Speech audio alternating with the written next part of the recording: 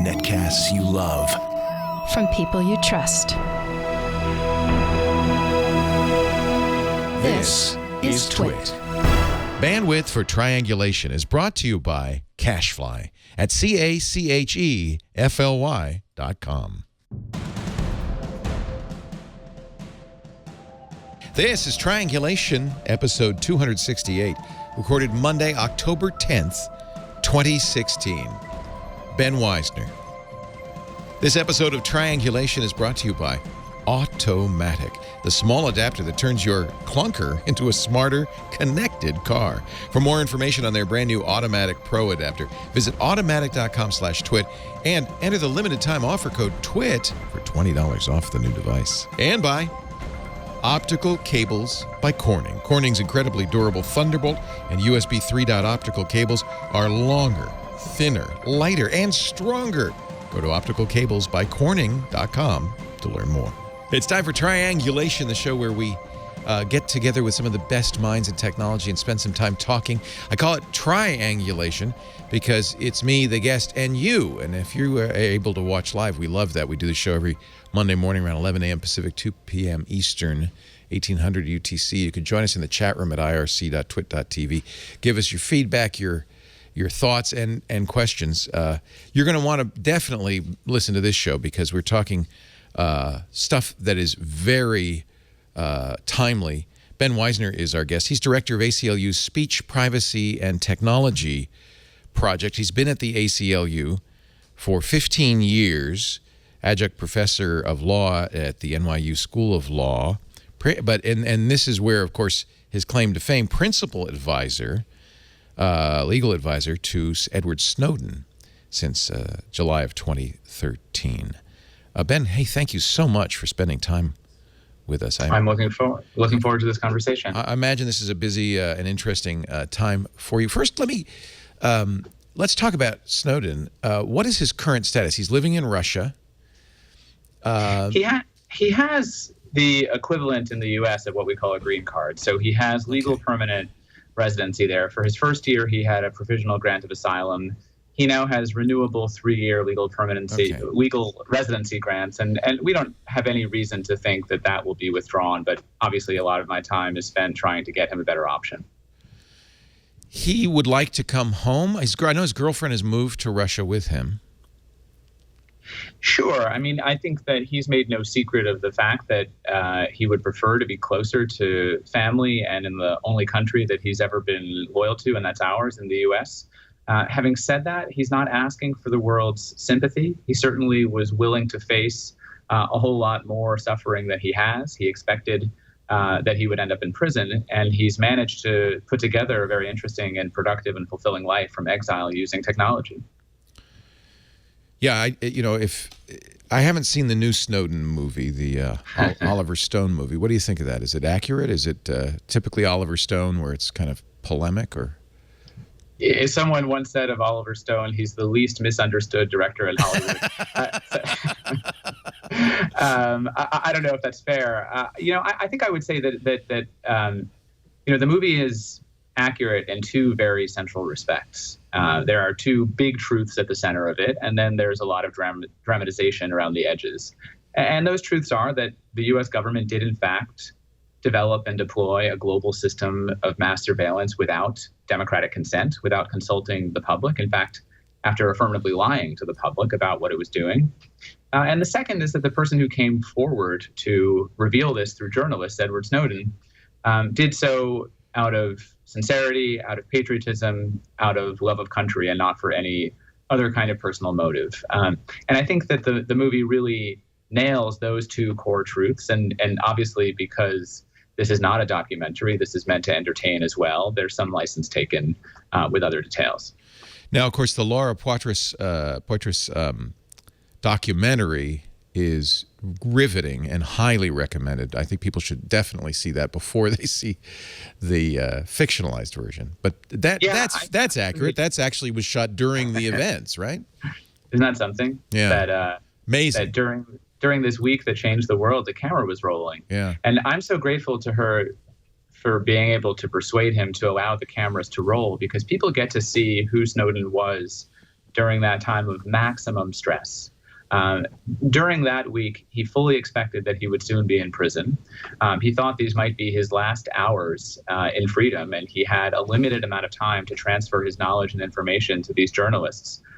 And yet you see him in this film very calm, very articulate, able to explain his motivation and his plan as clearly as possible.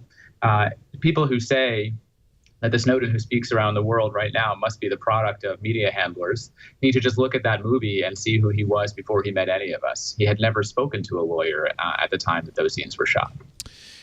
I'm very dramatically struck after watching the movie by his genuine fear and paranoia and understanding of the far-reaching capabilities of the NSA. And you know, at first you watch it, you think, "Oh, this guy's just really paranoid. Could he possibly be legitimately paranoid?" But as these documents have come out, we realize he understood better than anybody the capabilities of the NSA. It's like a Jason Bourne movie. He knew what he could do from his workstation. Yeah. And he knew that there was a wide gap between what the rules might prohibit and what the NSA could legitimately control. And so he knew that there were thousands or tens of thousands of people sitting across the intelligence community who had virtually unfettered access to the private lives of anyone in the world. All they needed was a search term, an email address, a phone number.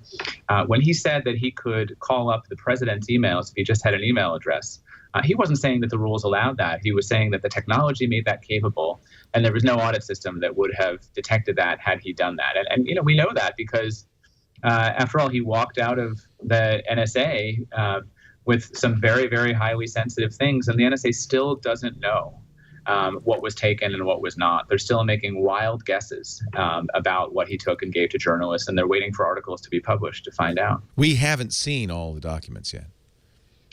Oh, no, and we never will, probably. It was never his intention that we would see all the documents, or he could have just published them on the internet himself. Right. What he wanted to do was put journalism in between his actions and the public.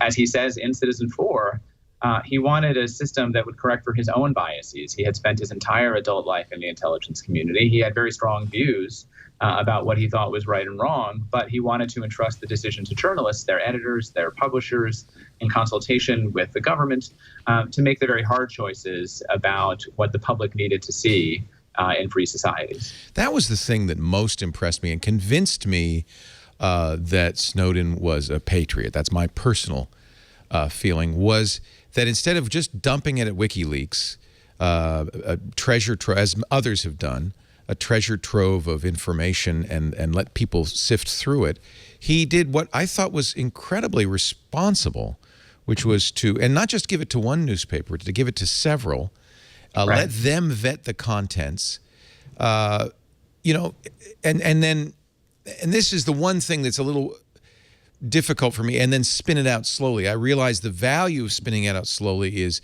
we can look at it individually, and it keeps our attention. There may also be this cynical notion that, well, we'll also continue to generate content for years to come, and The Intercept has benefited, Glenn Greenwald has benefited. I don't think that's what's going on, Leo. I think that in the beginning there was obviously a strategy not to publish 10 stories every week because the public would not have been able to digest it. Yeah.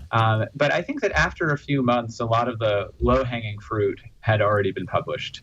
The things in the archive that were, you know, memos or court orders that very clearly explained what the government was doing, and most of it is much, much harder to report on. If you've seen intelligence documents, they're complex technical PowerPoints, that they are diagrams. And so the news organizations have had to hire computer scientists, engineers, technologists to help them just understand what's in this archive, and then to make measured judgments about what the public ought to see and what they shouldn't see. So I don't think at this point any news organization is sitting on a story out of any sort of strategy to sell newspapers or extend the length of this debate. I think that if there were easy stories in there, they would have been published a long time ago. No, and I have been satisfied. One other thing, you hear from NSA defenders and Snowden critics that he should not have gone to the press. that he should have gone somewhere within the chain of command. There must have been some channel that he should have gone through in government in order to raise his concerns. And it's a very odd argument because, as President Obama correctly said in June of 2013, the programs that were revealed by journalists from the Snowden archive had been comprehensively approved by all three branches of government. The Foreign Intelligence Surveillance Court had signed off on them. The Senate and House Intelligence Committees had been briefed on them. The president and the NSA director had authorized them. And it was only after the public was brought into the conversation through journalists that all three branches of government actually changed their minds about it. And open federal court started saying these programs are illegal.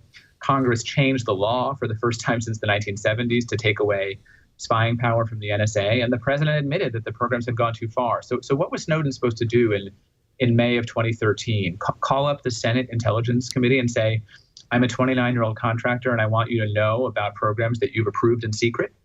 The problem was that constitutional oversight had failed, and we needed the fourth estate, the media, put into the First Amendment to the Constitution for a reason by the framers to reinvigorate democratic oversight.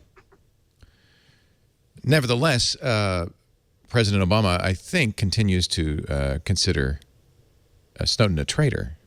I don't know that he would use the word traitor today. I expect he would use much more temperate language. Everyone remembers back in 2013 that he said, we're not going to scramble jets for some 29-year-old hacker. And then the next month, they almost did precisely that. Yeah. The U.S. told European allies to ground the presidential plane of the Bolivian president because of a rumor that Snowden might be on board. But more recently, we've heard different language from the president. He has said that the debate that Snowden helped launch has made the country stronger. No doubt he would have preferred not to deal with it in this way. It certainly has caused diplomatic headaches. And no president wants to allow some individual in the intelligence community to drive the agenda from below, as Snowden did. But I doubt that you would hear that kind of traitor language. And in fact, Eric Holder, the attorney general who first brought charges against Snowden, went further and said that Snowden performed valuable service, a public service, that the debate was a necessary one. I don't think that either of them believes that Snowden should escape all punishment, but I think that their language has changed a lot in the last few years. Yeah, that's a significant turnaround from Holder. You know, on the other hand, I can understand why you might call for prosecution, if only to get the complete facts out. Certainly there are those who would like to see, and have said they would like to see, Snowden lined up in front of a firing squad. You know, it would be a different story if we had a consistent record in this country of enforcing the law against leakers, including senior government officials. But in fact, there are thousands of leaks of classified information every year, most of them from very, very high up in government, and no one is ever prosecuted for that. And let me add that Washington is crawling with former government officials and current ones who have been pardoned. We just don't use that word. Right. When President Obama came to office and said, we're going to look forward and not backwards, and we're not going to criminally investigate the architects of an illegal torture regime, he was granting a prospective pardon to all of those officials in the Bush administration who had brought that kind of shame on the country. And again, that was a political decision. I'm not here to say it was the incorrect one in this conversation, but if you can make that kind of political decision on behalf of senior officials who committed torture or lied to Congress, it doesn't strike me as at all of a stretch to say that someone like Snowden, who actually helped the country to historic reforms, should get the same kind of executive grace. Yeah. Well, maybe he will. Maybe he will. We're trying. Are you? You're actively pursuing a pardon? We are. In the middle of September, the ACLU was joined by Amnesty International and Human Rights Watch. So you have the three largest human rights organizations in the world. And we launched a pardon campaign. It has its own URL, pardonsnowden.org. We're trying to gather elite support, but also mass support. And we're trying to collect hundreds of thousands or even millions of signatures from around the world to present to President Obama in January before he leaves office. Very interesting.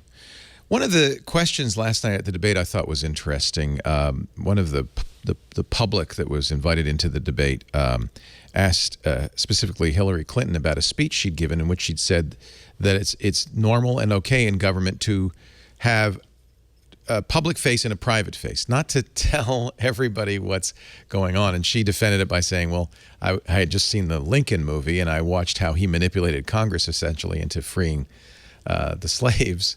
Well, let's put the best spin on that. I actually think that there is some truth to that. So, for example, that's why I want to ask you, because the government does have a good reason in some cases, certainly with intelligence, to keep secrets.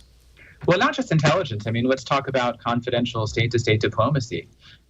It would be very hard to pursue or to assist with peace negotiations in Ireland or in Israel and Palestine if you couldn't have a way to have conversations that didn't appear on the front page of newspapers immediately, because the politics wouldn't allow those conversations to continue. And in intelligence as well, obviously, we need to protect the identities of undercover agents. We need to protect the identities of foreign nationals who are cooperating with us, who would be killed if their roles were revealed. I do think, though, that that category tends to expand far beyond reason. And anyone who has worked in government will tell you that between 50 and 90% of information that ends up classified should not be classified at all. And even if it should be classified, it should be declassified quickly rather than still classified 30, 50, 70 years later, as some of it is. And all too often, the reason for putting that classification stamp on something is not because someone's going to be killed if the public reads a document, but because someone's going to be embarrassed in government. Well, and it's just the default. I mean, and you see this, by the way, you see it in private business as well. And I swim upstream on this. I'm all about transparency, but most businesses, the default is none of your business. But it's more important, of course, in government, it is our business. Where the government is ours. And so it is our business. And I understand you have to balance. You do, but I think that the conversation gets flipped around. And so, I find myself being asked all the time, what was the justification for releasing this or for releasing that? And I say, it's really the wrong question. The question is for the government. And the question is, what was the justification for withholding this or that? So the frame is, if you released information about surveillance on American citizens, that's legitimate. But if it's about surveillance on foreign citizens, and it's legal to release, anything goes, baby. But why shouldn't we know about it, even if it's legal? We're talking about what our military is doing overseas. So the question, again, shouldn't be why do we get to see it, but why were they keeping this from us? We should at least have a say in this, unless the disclosure is going to cause demonstrable harm. I'm looking at an interview, a great interview you did with Ipsita Argawal in Medium, in which you list some of the things we would not know that the government would like to have kept secret in the last 10 years. And, the torture of prisoners at Abu Ghraib, I know you've been very active in prosecuting that. Secret prisons that the CIA has set up. The case for war in Iraq based on basically misinformation. The drone program. And, of course, Snowden's revelations about the NSA's violation of law and the Constitution. So it's clear. What are the checks and balances, though? I remember talking about the anti-terrorism fight, and I can't remember. I wish I could give him credit. Somebody told me, it all really began when George Bush in 2001 said, this won't happen again. We can't let this happen again. And the National Security Agency and other intelligence agencies took this as carte blanche. Well, if you don't want it to happen again, what you need to do is mass surveillance. Yes, we can attempt to keep this from ever happening again, but it's going to require this kind of surveillance that we've embarked upon. What is the current state of checks and balances? Do we have good systems for getting this information out? Things that concern me, the secret courts, for instance, what we're learning about the Yahoo surveillance.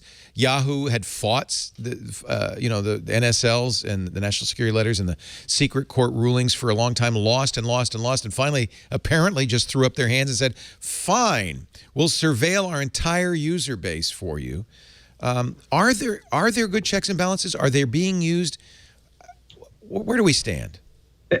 There are supposed to be, and there are some that are, in our system of government. The irony is that the last great surveillance debate that we had in this country domestic surveillance debate was back in the 1970s. And that's when the Church Committee, a bipartisan congressional committee, published the results of a years-long investigation into J. Edgar Hoover, who ran the FBI for 50 years, the NSA, the CIA, the Department of Defense. All of them had been maintaining dossiers on millions of Americans who had no connection to communism or terrorism or anything else. It was a surveillance system run amok. And the structural reforms that came out of that debate were, number one, the Foreign Intelligence Surveillance Court. Before that, there were no rules at all governing intelligence surveillance as opposed to criminal surveillance. So this created this secret court that at the time was considered better than no court at all. And It also created the two committees in Congress, the intelligence committees in the House and in the Senate. 40 years later, in the debate that Snowden helped launch, we see that those reforms from the 70s are the culprits now. And I think that the lesson is that no structure is going to solve this problem for us. You don't get to hack the system and have it be fixed. And it's argument I have with technologists all the time who think that we can come up with a solution to the problem of oversight. There is no solution to the problem of oversight other than aggressive civil society organizations, independent journalists. I mean, think about not just since 9/11, but going back 40 years. What are the most important revelations that we've learned about the intelligence community and its behaviors? Which of those did we learn from court decisions or from congressional hearings? And which of those did we learn from journalists who pried the information out of the executive branch in some way? And the overwhelming majority of that information, of course, came from journalists. And I'm just afraid that we do need legal reforms, but there's never going to be a substitute for independent investigative journalists who know their stuff, who have their sources, and who are able to compete effectively with government over their monopoly over this information. I think that's really an important message to get out, which is, and you're right, technologists say, oh, we can flip a switch. We have the technology, and It's an important message. And this is actually an important message about all of our democracy. This is how it works. It's contentious. It is an advocacy system. We need people like you, Ben, fighting on the one hand to make sure that we take every step to protect citizens from overreaching intelligence. And at the same time, there is a role for intelligence to play. We do want to be protected. I often bring this up in this debate. I have to say, I feel that the intelligence community are patriots. They are doing what they feel they need to do to protect us. It's not that they're bad people. I think that's overwhelmingly true. That these are, remember, there's 5 million people in the United States. I understand that who there may have be some kind bad of actors. Security clearance. Yes. Yeah. Surely there are bad actors, but this is a debate about policies and oversight and not about individuals. Now, the lack of strong policies and strong laws and strong oversight allows bad individuals to exploit these vast systems. And I've heard people say the problem is not just Big Brother, it's Little Brother.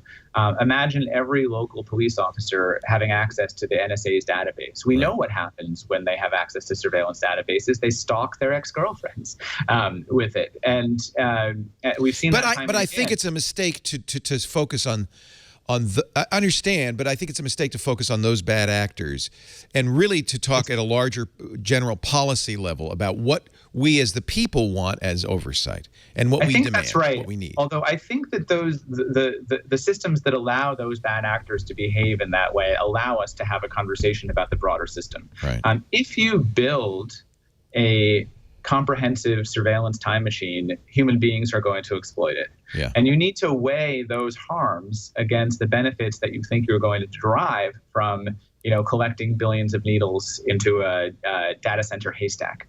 Surely there will be some benefits, but at what cost? And, remember that the Constitution was written by people who were a lot more worried about the government having that kind of power than they were about bad guys getting away. There's really no other way to read the Bill of Rights. So I do think that to go back to your point before, the vast majority of people in government are following rules they're behaving conscientiously and honorably in doing that. And I don't in any way blame them for the fact that the rules are grossly inadequate. Yeah, I mean, the Patriot Act obviously was, to some degree, a knee-jerk response to a terror action. And can I actually stop you there? Because, yes, please. Because I think it's important to realize that it wasn't. Maybe the vote was knee-jerk, but almost all of the Patriot Act had been written before 9/11 and was on wish lists of government prosecutors. These are the authorities that we want someday. And we need to understand that that's how government works. Again, not evil people, but prosecutors frustrated by barriers. It was difficult for them to share information with spies. There was a wall that made that difficult. And so these were all proposals that had been put forward. And after 9/11, the climate was right for them to dump all of that into a 300-page bill and get it passed before anybody really had a chance to read it or debate it. And we would see the same thing if there's another major catastrophic terrorist attack in this country. And in fact, leaked government emails show that lawyers in the intelligence community are having exactly this conversation. They say, we may be losing the public debate over encryption now, but let's keep our powder dry, because if there is a terrorist attack and we can link it to encryption, maybe we can get the legislation that we need. So I don't think knee-jerk is the right way to describe that kind of opportunistic lawmaking. Good point. Aren't these people, though, in the National Security Agency and the intelligence agencies the best people to determine what powers and knowledge they need to do their job? Absolutely not, or certainly not as the last word. The idea that we as a country and our system should defer to the expertise of national security officials, to me, is really counter to constitutional principles. Obviously, it's their job to push forward as much as they can and to say, in an ideal world, these are all the authorities that we would want. But it's the job of members of Congress, who are also constitutional officers, to balance that against other principles. And it's the job of federal judges to say, no, that's disproportionate because there are other values than security that are at stake. There's a reason why we don't want our government run entirely by national security officials, because they have a very, very narrow view, and it may be the appropriate view for their position. But it needs to be tempered and countered by people who are putting forward other values, including the values of liberty. We're talking to Ben Wizner. He's director of ACLU Speech, Privacy, and Technology Project and Legal Counsel. Is that fair to say that you are Edward Snowden's legal counsel or legal advisor? Oh, it doesn't matter. They're interchangeable. I'm his lawyer. How's that? You are his lawyer. All right. Sure. Yeah. Good. All right. That's fair enough. We'll have more with Ben in just a bit. What a great conversation. You joined the ACLU 1 month before 9/11, so I think we can go back in time a little bit and talk about not just about Edward Snowden, but about Let's do that. Some of the other major initiatives that you have started there. But meanwhile, let's take a break, and if you want to take a break, you can do so too, because I want to talk a little bit about the automatic. I love this thing. Now, you have the right to surveil your own automobile. I just want to emphasize that, and the technology exists for you to do so. In fact, this thing is awesome. The automatic plugs into a little known port at the bottom of, right below your steering wheel on almost all cars, every car manufactured in the last 20 years anyway. It's called the OBD2 port, or onboard diagnostic port. I've got my automatic right here. I'll show you. It's just a little Bluetooth dongle that plugs into that OBD2 port. Very easy. There's no installation. You don't need a screwdriver. It just plugs there. You might have seen it and think, oh, well, that's for the technician at the dealership. He'll plug his machine in there. Well, this is great. This is like you plug your machine in there. You pair it with your phone, iOS or Android, and suddenly you're seeing the kind of information that technician is seeing in a way that you can really use it. I mean, it's as simple as when a check engine light comes on, knowing what that means.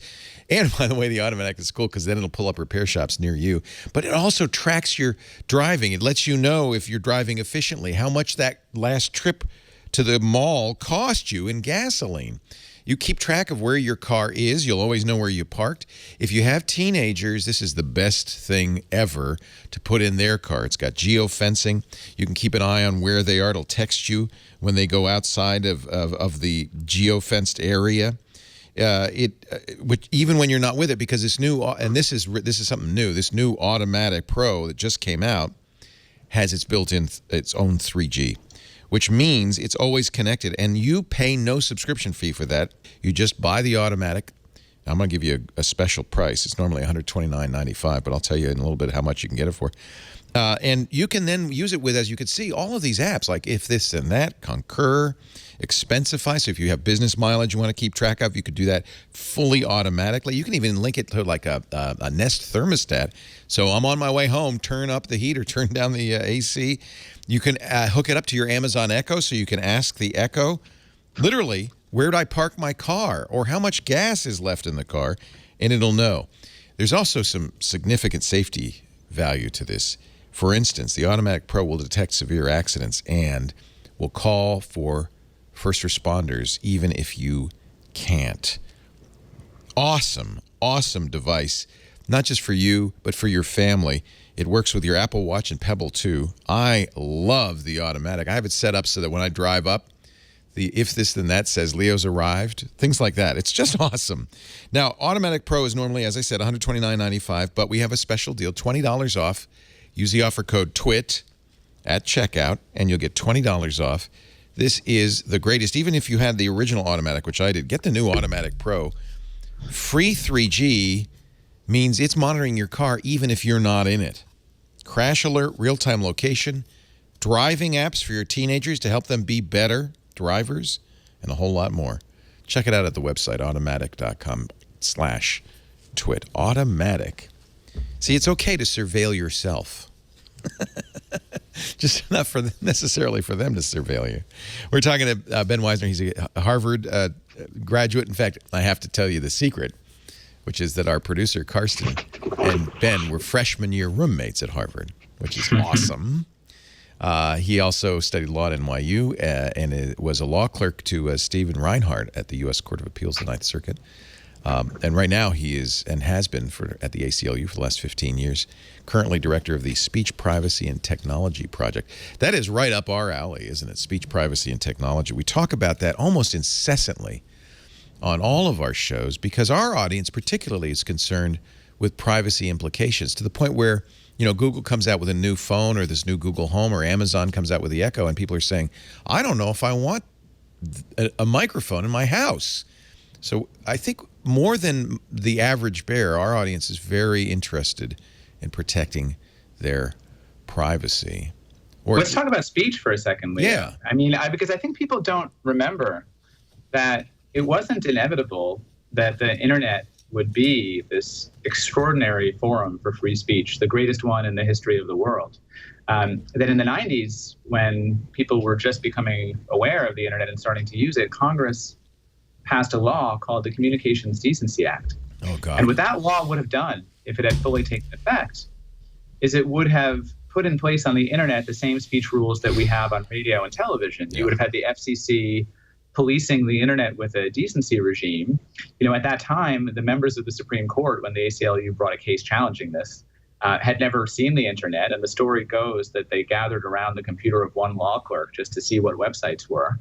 And that ACLU lawsuit and that decision in a case called ACLU versus Reno, in some ways was the Magna Carta for the open internet that we live with today. Now, there are downsides to it, obviously. Anytime there is a freewheeling forum for free speech, people say some ugly things to each other, and everyone who listens to this podcast has experienced that personally or knows someone who has. On the other hand, the cost of trying to regulate it, especially with criminal law, would have been an internet completely unrecognizable to those of us today. Yeah. As bad as 4chan or Reddit or Twitter can be, I don't think anybody who's paying attention wants the FCC to be able to ban the eight dirty words on the internet. That is not great. And of course, I'm old enough to remember 1995 when the National Science Foundation said for the first time, okay, commercial speech is also okay on the internet. Right. And there's pros and cons to that, but I think in general, a freer internet is good for everybody, and I think we all support that. So thank you, thank you, and the ACLU for. Yeah, I think you're right. I think people don't realize how close that was. Right. I do remember the fight. So you 1 month before 2001, you joined the ACLU. I imagine things changed on 9/11. When you first started, before 9/11, what did you think your agenda was going to be? Yeah, it's a really good question. Oddly enough, I was going to focus more than anything else on domestic jail and prison conditions, with a particular focus on the jails in Los Angeles, California, which is still the biggest jail system in the world. I did end up working on a lot of jail and prison conditions, but the prisons were in Guantanamo. There were secret prisons set up by the CIA and other places. So there's some continuity between what I expected and what came to pass. But it never would have occurred to me when I was in law school in the 1990s that I would be litigating torture cases in U.S. courts against U.S. officials and companies. It just seemed like those issues had been resolved in human rights treaties, in the Universal Declaration of Human Rights, in constitutional jurisprudence, and 9/11, and particularly, the Bush-Cheney response to 9/11 domestically really reopened a lot of those issues that we had thought had been settled decades earlier. You say Bush-Cheney, that's interesting. How important is the president's role in leading in this direction? Isn't Congress in charge of oversight? Isn't it up to Congress to decide what the intelligence community can and cannot do? In practice, the American presidency has always been one of the most powerful executive institutions in the world. And that strength has expanded enormously after the Second World War with the development of the bureaucratic national security state. Domestically, the president is more constrained by Congress and by courts. Internationally, the president is almost unconstrained. And what happened after 9/11 was, by defining the battle against terrorist groups in terms of war rather than in terms of crime, President Bush and Vice President Cheney were able to move for some years this whole debate into the realm where presidents usually get almost a free hand. And it took several years before the Supreme Court began the hard work of trying to rein them in, saying, even in Guantanamo Bay, Cuba, you don't get to create a prison, throw away the key, and tell judges to buzz off. That goes back 800 years to the Magna Carta. You don't get to rewrite that just because you're calling it a war. So in practice, who the president is tremendously important. And obviously I say that to you just a few weeks out from a fairly consequential presidential election that ought to remind people who don't pay close attention to civil liberties what the stakes are here. People may not worry about the NSA because they believe, as you do and I do, that most people who work there are pretty decent people. But what about building that kind of architecture and then handing it over to someone like Donald Trump? Does that make you nervous? It should make you nervous if it doesn't. You said that the government should not be able to enforce laws perfectly. I thought that was kind of a provocative statement. Yeah, well, leave aside the should question and ask yourself whether you want the government to enforce laws perfectly. So technology now has, let's use one example. Let's use driving safety laws. We could require every auto manufacturer to require every person to blow into a tube before starting a car every time. Okay, maybe some people think that's a good idea. It would cut down on drunk driving deaths. We could install cameras at every single stop sign and red light and photograph every violator going through and send a ticket. We could use automated enforcement to detect when any car is going over the speed limit and have it send a ticket automatically. That is not a world that most of us would want to live in.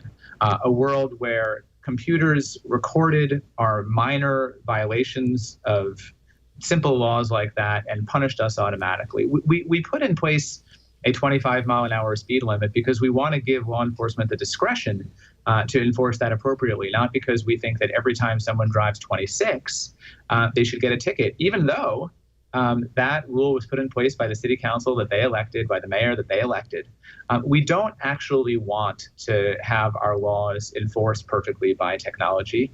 If they were, we'd be living in a constant surveillance state. course, we wouldn't even have this conversation without technology. I'm sure the founders didn't contemplate that all laws would be enforced perfectly, because it would be impossible. But now with technology and the surveillance state we live in, it is conceivable. And so that's a really important conversation to have. And when I read that, I went, oh, let me think about that. I think that's a very interesting point. Let's get back to the election, because there's a clear choice. But I have to say, and I had told you before we began that I don't normally talk about it, but I am a Democrat. I supported President Obama. I've been a little disheartened, particularly, and it's interesting that you mentioned the president's unlimited power, almost unlimited power in foreign policy, in his drone strike policy, his support of kind of a surveillance state, his kind of active secrecy.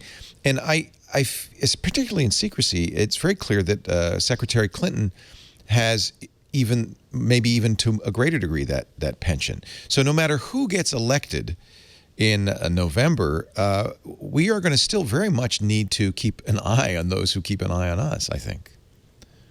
So here's where I have to say, or should say, that the ACLU is completely nonpartisan. We don't endorse candidates in any way, and I'm speaking here in my professional capacity. I'm not going to state a preference for a candidate, but I do think that all of the issues that we're talking about are not about the president. They're about the presidency.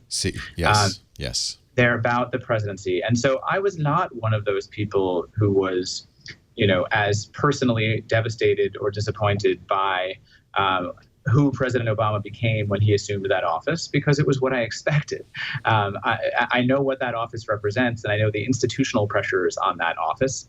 I wish that he had made certain different decisions along the way, but I'm much more disappointed in Congress and in the courts for not fulfilling their constitutional obligation to defend other principles in the face of what will always be executive tendencies. So there's no choice in this election that solves any of these problems. I mean, the simplest way to put it is that democracy is not a problem to be solved. It's a battle to be fought all the time. And it's hard to imagine anyone who could come through the U.S. electoral system and make it as far as the presidency who would not be someone who the ACLU would be suing constantly.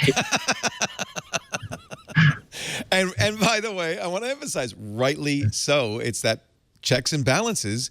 We need these. The founders recognized that this was going to be fundamental to a democracy that survives. And the history of the world and the history of republics usually indicates that survival is a very tough thing for a republic. And well, we don't know how fragile our democracy is. It's fragile. I think it's this seems like one of those elections that's putting a lot of things to the test, and it'll be interesting to see what happens in the aftermath, whether the institutions turn out to be strong, or whether there is long-term damage from the kind of campaign that we've seen over the last year. Yeah, this is going to be a measure of our robustness of the republic. That's right. And I try to stay heartened. I try to maintain an optimistic point of view. I think I'm the same way. It's very impressive what the founders did, and when you get to these, and I think back to 1974 when a president was very nearly impeached. And essentially was told by the leaders of Congress, "Sir, you must resign, or we will kick you out." And we had what could have been a constitutional crisis, and instead an orderly transition of power. And we've done that even in years like the year 2000, where it was quite contentious. And it's always impressed me our ability to do that and our ability to come together as a nation. And the rules that the founders created seem to have held up quite well, amazingly well. And in part that's because some of them were very clear and others were intended to be elastic and to be interpreted in their time and place. So there's no two ways to interpret two senators from every state. But there's no reason why we should look at a word like equality and try to figure out in 2016 what they meant in 1789. That word is intended to be contextual in its time and place. And equality obviously means something quite different to us in 2016 than it meant to a bunch of slave-owning oligarchs who didn't want to let women vote. So I mean, I think that's part of the durability of the document, is that there's a lot of room for every generation to give it meaning without deviating from the original intent. Yeah.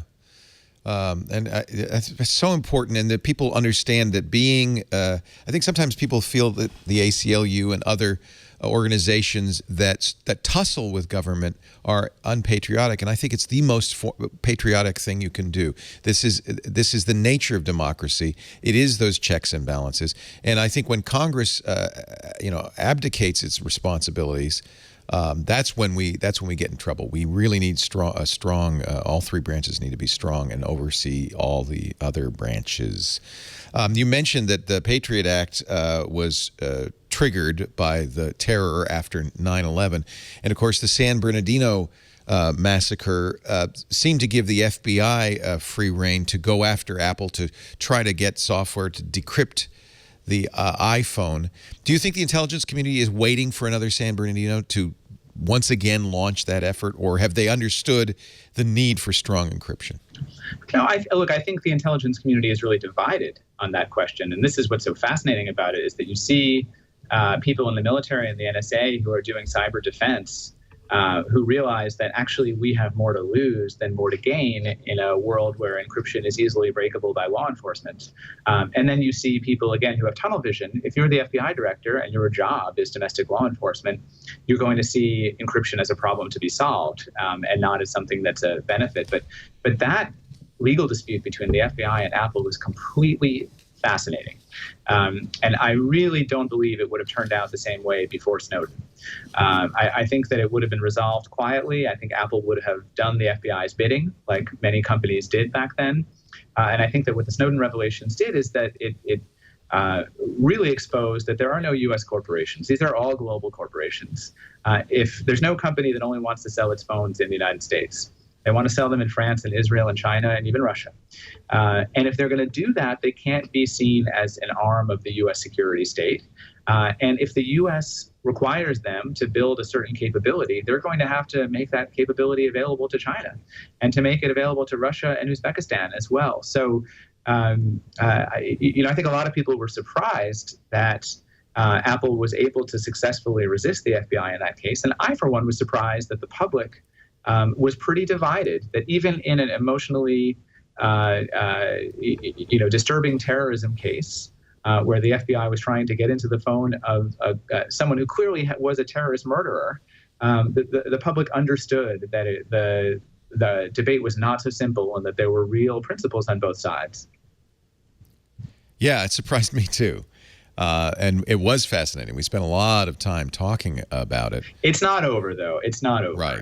They will live to fight another day on this. And I think that, look, we saw them in some ways litigating that case the way the ACLU litigates cases, right? It's not a secret that we do strategic litigation, that we try to find plaintiffs that are sympathetic, that we time them, the lawsuits for maximum effect, right? And that goes all the way back to the Scopes monkey trial about evolution, where the ACLU orchestrated that whole case and paid the fees of both sides. What? Wait a minute. I didn't know that. Yeah, it's fascinating, isn't it? That's 1925. Because they wanted a decision. Wanted to have that trial, which you can see. Sometimes you want, and that's just what I was saying earlier about Snowden. Sometimes a trial is a very valuable way to get to the facts and to let the facts flow. That's right. So people can it can be. It can. And then other times it can really manipulate through emotion. And so what the FBI did in the San Bernardino case is clearly they wanted this authority much more than they wanted the data in that phone. I think they realized that there was nothing of great value in the phone, but they wanted the ability to go to a court and force companies to open up their phones to them. So they waited for a terrorism case. And a week before this case became public, the FBI recruited a retired judge to be amicus counsel, friend of the court counsel, to the San Bernardino victims' families. Yeah. so that they could participate in the case. And again, they really wanted to make this about emotion and not reason. And that can be a very, very effective tool in these cases. What's surprising is that it didn't work, because I can tell you that between 2001 and 2013, the government pretty much just had to say terrorism and national security, and the courts would fall into line. I spent my career having important cases thrown out on those grounds. We're talking to Ben Wizner. He is fighting the good fight. At the ACLU, in charge of their or director of their technology, privacy, and free speech project. We're going to take a little break, Ben. Give you a moment. And when we come back, I'd like to talk about some other case, because we focus on Snowden. It's so obvious what we want to talk about, but I want you to talk about, speech privacy and technology. There's a lot of areas some of the cases you think are important that people should know about, the ACLU and you have litigated. Before we do that, though, I want to talk about fiber optics and Corning. And everybody knows the name Corning, right? Corning glass, right? You probably had some Corningware when you were a kid at home. But what they really excel in is fiber optics. They make fiber optic cables, and they are glass technologists. Yeah, I know. You know about Gorilla Glass? Well, imagine the same kind of technologies that protect your screen on your phone being applied to the glass in fiber optic cables. I remember when we first got fiber optic cables in our studio, they were bright orange, and the engineer said, "Whatever you do, Leo, don't touch those, don't bend them, and do not step on them." So this is a fiber optic cable from Corning. They've made some significant improvements. You can not only step on them and touch them, you can tie them in knots, and they will still transmit. And here's the beauty part. This is a USB cable. They make Thunderbolt and USB 3 cables. You might say, well, those aren't fiber optic technologies. That's this amazing little dongle at the end of each cable that takes the signal from the USB port or the Thunderbolt port, the copper signal, and turns it into light so that it can be sent over fiber optic. They also receive the light and convert it back into the RF that the cables need. This is remarkable. This is amazing technology, and it means that you can get cables that are lighter, stronger, and can go a heck of a lot farther. Cable runs of 60 meters, that's 200 feet for Thunderbolt, 50 meters, 165 feet for USB 3. Now, why would you want such a long throw? I'll tell you why. In fact, I'll talk about a company called Universal Audio. You may know them. They do high-end audio interfaces. When they test new equipment in their studios, the last thing they want is a spinning, loud hard drive or a Thunderbolt array in the studio. That's going to destroy all of their measurements. So what they can do with these Corning cables, and they love them, is they move all the, they make Thunderbolt audio interfaces. So they move all of the stuff out of the studio, out of this testing room, because they have these long runs of cables. And it works great. Look, it's great for my home, too. I have a Drobo, a Thunderbolt Drobo. Now, I don't, everything else is SSD. I don't want to hear anything. I put it far away from me, and I use the Corning optical cable, the USB 3.0 cables. These are great. Instead of investing in extenders, adapters, cables, baluns, turn to optical cables by Corning to get the connection you need. They're lighter, thinner, much more robust and durable, whether you're into high-end video, photography, audio production, just plain old computing. It's great for me, too. I want you to go and find out more at opticalcablesbycorning.com.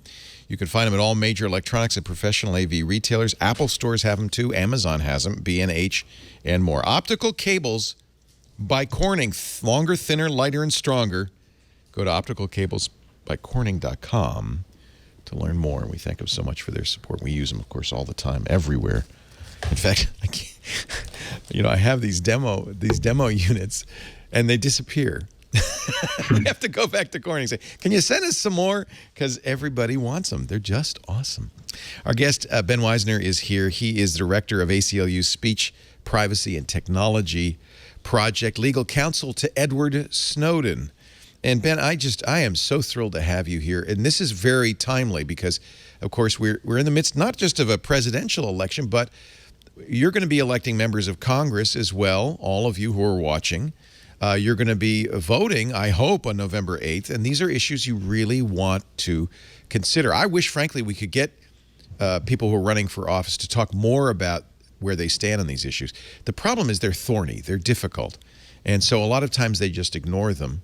But you know, put their feet to the fire before you vote. You're a voter. Find out where they stand on this. Are they gonna stand up?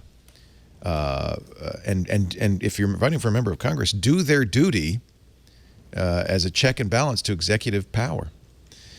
Ben, it's so, you know, I'm sure every interview you do, everybody talks about Snowden and maybe the San Bernardino case. But are there other cases you think are important that we should be aware of? Yeah, don't get me started. How long is this show? You have all the time you want, my friend. It's 8 hours, right? Well, I mean, let me mention one just because I think that in some ways it also represents the shape of things to come. Okay. For many years, I was trying to find the right way to challenge the secret terrorism watch list called the no-fly list. And people are familiar more or less with how the no-fly list operates. The government maintains a secret list of people who literally are not allowed to fly within the U.S. or over U.S. airspace. It's a secret list, as I said. They don't send you a letter saying you're on this list, and we don't actually want them to send that letter, right? If they have a legitimate reason for wanting to, you know, maybe even arrest somebody, they don't have to tip them off. The problem with it is that until we filed a lawsuit some years ago, it operated with zero due process. So you would show up at the airport, you're a U.S. citizen. Many of our plaintiffs in our lawsuit were military veterans. You would be denied boarding. You would be taken to a room and usually asked questions by a bunch of government agents, including FBI agents. And then you would be sent home and not allowed to fly. They wouldn't present any evidence against you. And if you wanted to complain, you were able to fill out a so-called redress form with the TSA, and everybody got the same answer. We have reviewed your case. If any action should have been taken, we've taken it. Now, the problem is you didn't even know what the basis was for your being on the list, so you don't know how to object. You don't know if it's error or you don't know if it's innuendo. And that's basically the end of the process. No opportunity for you to confront evidence, no opportunity for you to be represented. Have there ever been successful cases where people have been able to get off the list? Well, there have been cases because, you know, obviously, while the government's official position was and still is that they will not confirm or deny whether anybody is on the list. That's a farcical position when someone has just been denied boarding in front of hundreds. You know if you're on the list. you know, and everyone else knows because you haven't been allowed to get on. And so what actually we saw happening. Can I play the devil's advocate a little bit? Please. Because isn't flying a privilege, not a right? Well, let me give you some examples from our lawsuit. We had U.S. citizens, again, some military veterans, who were visiting relatives overseas, and because they were on the no-fly list, they were not able to get back into the country. So they were effectively put into exile in Egypt or in Yemen, and now if they could make their way to Canada or Mexico, they could walk across the border because the government can't keep citizens out. But they had no way of getting back. No. So it is a higher. There is a higher standard. It's more than just a privilege. There is, but even if something is not independently a right, so there is no constitutional right to fly by plane. Nonetheless, you have a right to some process when the government is going to take this away from you. So to take away your ability to be at the events of loved ones, take away your ability to earn a livelihood in some cases. So there has to be, the government can't have complete unfettered discretion to make these decisions. What actually the process is something that will still be worked out. But this was, again, a lawsuit that we filed on behalf of about a dozen U.S. citizens who had been denied boarding multiple times. And finally, we were able to get a federal court to say that it is ludicrous for the government to refuse to acknowledge that those people are on the no-fly list. Yeah. And there has to be some place for them to go, some kind of hearing where they can see some version of the government's case against them and be able to say either I did not do that or I'm not that person. That is a fundamental constitutional right to face your accuser and defend yourself. That's it. The reason why I say this may be a harbinger of things to come is that one of the things that big data has allowed governments and corporations to do is to make important decisions about us in secret, using proprietary algorithms that are not transparent and that we'll never see. And so you could think about something like government watch lists as your citizen score.